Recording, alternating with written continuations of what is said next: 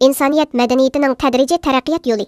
Energiyani yangilash tavakkulchiligi. İnsaniyatning taraqqiyoti xuddi bir maydon uzluksiz yuqori ko'tarilayotgan o'yinga o'xshaydi. Har bir qitimliq ilgirlash energiyaning bo'sish hosil qilishiga erishib keladi. Birinchi o'tgan yig'ish va ovlash kuniga 5 eng burunqi insonlar yig'ish va ovlash orqali hayot qolgan bo'lib, har kuni faqat 5 megajol energiyaga erishib, aron qo'rsqini to'ytalaydi. Yemaklik qayerda bo'lsa, insonlar shu yerga boradi. Muqim turalg'usi yo'q. Ikkinchi o'tgan yez egilik inqilobiy kuniga 50 mj insonlar ziroat terish va chorva beqishni o'rganib, energiyaga erishish zo'r darajada eshib 50 mj ga yetdi. Muqim yemaklik manbasi bo'lg'achqa, kishilar o'ltiraqlashishga, kent qurishga, shahar va madaniyatni taraqqiy qildirishga boshladi.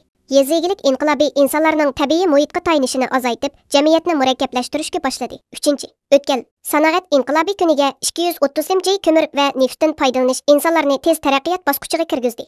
Energiyaga erishish 230 mj ga yetdi. Par motori, zavod, temir yo'l, avtomobil, elektr energiyasi sistemasining barliqqa kelishi ishlab chiqarish kuchini zo'r darajada oshirdi.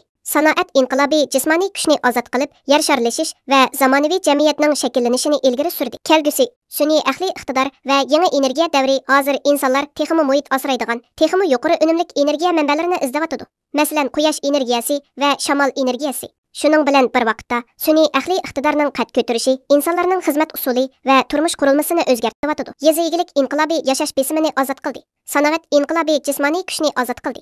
Undaqda sun'iy aqliy iqtidor insonlarning aqliy iqtidorini ozod qilib, insonlarni ijodiyat va izlanishga ko'ngil bo'lish imkoniyatiga ega qila oladi. Kelgusi taraqqiyot yo'nalishi yangi energiya inqilobi. Olam bo'shliqi ustida izlanish, hatto darajadan tashqari aqliy iqtidor davrini o'z ichiga olishi mumkin. İnsanlarning energiya darajasini o'stirish yo'li yanada davomlashyapti.